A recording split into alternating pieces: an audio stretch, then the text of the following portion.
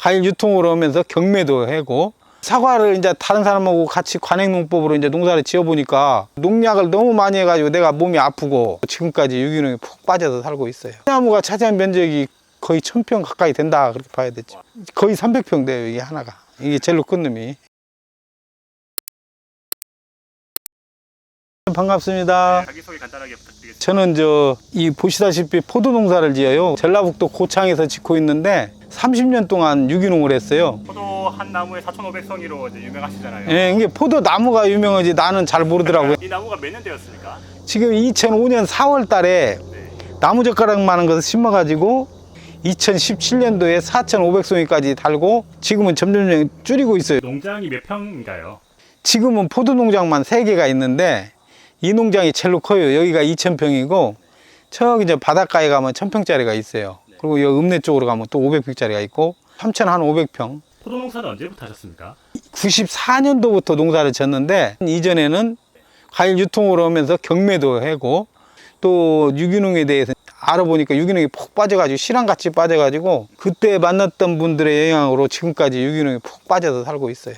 94년도 처음에 포도를 안 하셨네요. 사과를 이제 다른 사람하고 같이 관행농법으로 이제 농사를 지어보니까 농약을 너무 많이 해가지고 내가 몸이 아프고 또 결정적으로 수입에 대해서 지출이 50% 이상이더라고. 그리고 이렇게 갖고는 농사 지어서 밥 못 먹고 살겠다. 한 나무에 4,500송이로 유명한데 네. 이 나무 외에도 다른 나무들도 다 큰 나무들이 이런 나무가 4개가 있는데 거의 4나무에서 한 5톤에서 6톤을 따요. 4나무가 차지한 면적이 거의 1000평 가까이 된다, 그렇게 봐야 되죠. 거의 300평 돼요, 이게 하나가. 이게 제일로 큰 놈이. 수만 번의 가위질로 만든 나무라고. 이 농사 짓는 사람이 최고 문제가 뭐냐면 마치 자기가 이렇게 멋을 하는 것 같이 지금 농사를 지어요, 농사꾼들이. 이 수정 촉진제 바르고 막 비대제 바르고 해서 키우잖아요. 그것은 포도 나무가 포도를 만드는 게 아니에요. 그것은 사람이 만드는 거예요. 포도는 포도나무가 만들었을 때 포도가 되고 약이 되는 것이지, 사람이 너무나 참견해 가지고 여기에 욕심이라는 것을 막 플러스를 시켜주면 먹으면 죽을 수도 있는 그런 걸로 변해가고 있어, 지금 먹거리가. 나는 그런 것이 너무나 안타깝고. 이 나무는 품종이 어떤 건가요? 이것은 이제 마스카 베일리에이, 이제 뭐 쉽게 말해서 머루포도라고 그러죠. 머루포도예요, 이게. 전정을 해서 이렇게 수영을 만드는 건가요? 포도나무가 죽는 나무가 아니야. 넝쿨성 나무인데 사람이 인위적으로 열매를 수확하기 위해서 이렇게 들어 올리잖아. 그 중간에서 뿌리를 내려가지고 다음 세대를 이어가는 것이 포도나무거든.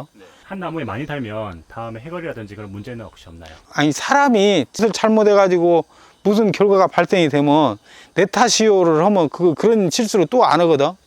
근데 무조건 핑계 댄다고. 이것이 해갈에 올해는 포도가 많이 달렸는데 내년에 안 달린다는 얘기는 인간이 잘못해서 포도가 안 열리는 거지, 해갈이라는 것은 내가 농사 지면서 늦게부터 안 했어. 포도로 전향할 때 그때부터 계속 유기농을 유지하고 계시는 거예요? 처음에는 유기농을 안 했어. 왜 그러냐면 애들 키우고 먹고 살아야 되니까 그게 현실감이 있으니까 관행으로 했는데, 관행으로 하니까 이 농약 냄새만, 내가 비염이 심해가지고 농약 냄새만 맡아도 막 아프니까 농사를 안 짓던지 그러면 유기농으로 돌아야 되지 않냐, 이런 생각을 심각하게 하다가 토양 만들기를 먼저 배우니까 되더라고. 점점 되더라고. 유기농으로 포도농사 하려면 병충해라든지 이런 부분이 좀 힘드시지 않나요? 이 친구 중에 혹시 날마다 보약 먹고 약 먹고 그래도 계속 아픈 지어는 친구 있어요, 없어요? 있죠.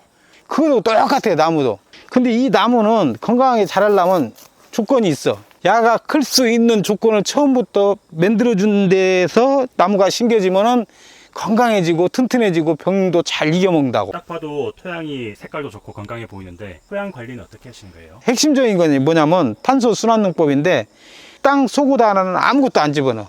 네.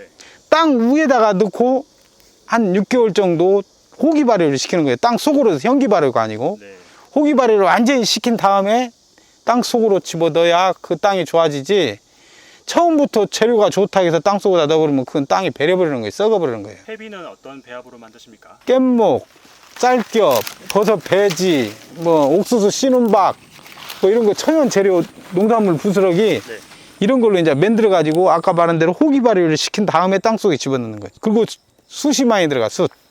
숯하고 대나무 톱밥이 내가 이제 쓰고 있는 거고, 여기에 지금 숯만 어떻게 보면 지금 20년 됐으니까 여기에 숯값만 10만 원씩 들어갔다 생각하면 돼. 20년 동안 한 평에. 제초제를 안 쓰시잖아요. 풀 관리는 어떻게 하시나요? 풀이 많이 났으면 좋겠는데, 처음에 농토를 딱 만들어서 작물을 심으면 풀이 엄청나. 근데 이제 어느 정도 크면은 기계로 쫙 자른단 말이야. 이 다년생 잡초, 키 큰 잡초들은 자연적으로 없어지고 계속 해가 묵으면 묵을수록 키가 작으면서 씨앗이 맺히는 거 있지. 그것은 계속 이렇게 증식을 하는데 1년에 몇 번 이렇게 풀만 비워주면 되는데 그 풀 비워주는 시기가 겁나게 중요해. 이 쉽게 말해서 섬유질이 이렇게 풍부할 때 비면 퇴비가 되고 네. 너무 연할 때 비면 네. 그게 염이 되는 거예요, 염. 이게 풀이 컸을 때 비워줘야 된다. 다른 포도도 소개시켜 주시겠습니까? 그 유명한 사인을 딴 사람들은 다 하는데 내가 안 했었어. 왜 안 했냐면 우리는 그 씨 없애는 그런 것을 농사라고 생각을 안 해. 사기라고 생각을 하거든. 전부 다 집에는 바로 씨를 없이잖아. 알맹이 크게 키우고 또 착색제 해가지고 색깔 나게 하고 또 비대제 해가지고 알맹이 막 크게 하고 그런 것을 같이 해서 내가 이 소비자들한테 팔 자신이 없어. 쉽게 말해서 내 양심이 아니고 대표님 농장에서 나오는 샤인머스켓은 씨가 있네요. 다 있지. 다. 우리는 샤인머스켓뿐만이 아니라 씨 없는 포도는 내가 재배를 안 하려고 그러거든. 이게 샤인머스켓이에요. 이게 자연 그대로 키우는 거예요, 이것을. 일반적인 소비자들은 샤인머스켓에 왜 씨가 있나요? 라고 물어보겠네요. 그런 분들은 나한테 포도 사 먹으러 안 와. 나한테 포도 사러 먹는 사람들은 유기농 매니아들이기 때문에 뭐 씨가 왜 있어요 이런 말 하는 사람은 1년에 한 명도 없고 왜 이렇게 비싸요 하는 사람도 거의 없어. 그 약 발라갖고 막 탁구꾼까지 만든 것은 그것은 어떻게 보면 먹어서는 안 돼. 내가 봤을 때는.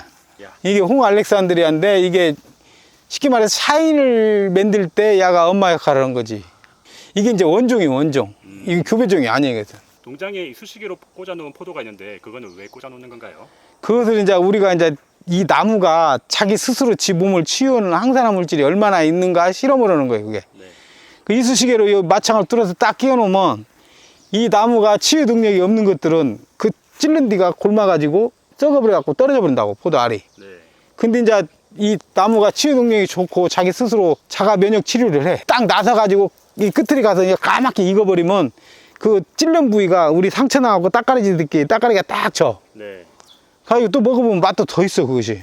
그런 것이 나오면은 진짜 좋은 땅이고 땅이 오염이 안 됐다 그렇게 보면 돼. 힘이 좋고. 판로는 어떻게 되나요? 이제 내가 지금 여기 우리 집에서 한 40% 팔아, 직거래로. 그리고 이제 유기농 전문 매장에 30%, 나머지는 학교 급식. 못 팔 걱정은 없네요.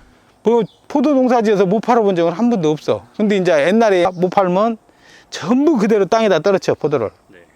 그래가지고 로라로 쭉 눌러. 안 팔고. 네.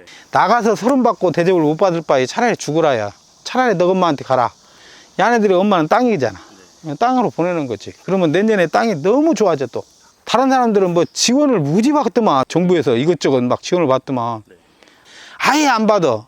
아예 안 받고 준다고 그래도 거부를 해버려. 박스 보조도 안 받아, 우리는.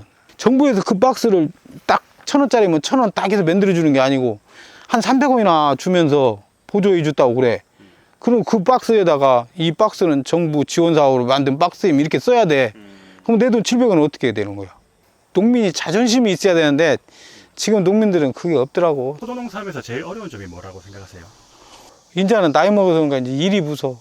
나를 믿고 따라와준 우리 안 식구한테 고맙기도 하지만 미안하잖아. 이제 좀 쉬어야 되는데. 작년에 내가 사고 나서 농기계로 이제 해가지고 죽었다 살아났어. 그래가지고 뭐 거의 사망 직전까지 갔었는데 수술실 들어가기 전에 내가 유언을 했는데 나 화장해가지고 포도나무 밑에다 뿌려주라 했어. 그래서 포도나무 속으로 내가 흡수돼가지고 그 포도나무 같이 살고 싶다. 내 그 정도로 애착이 있지, 나무한테. 자재비가 되게 적게 드시겠어요? 유기농으로 하시면. 내가 지금 포장재가까지 했을 때 많이 들어가면 20%야.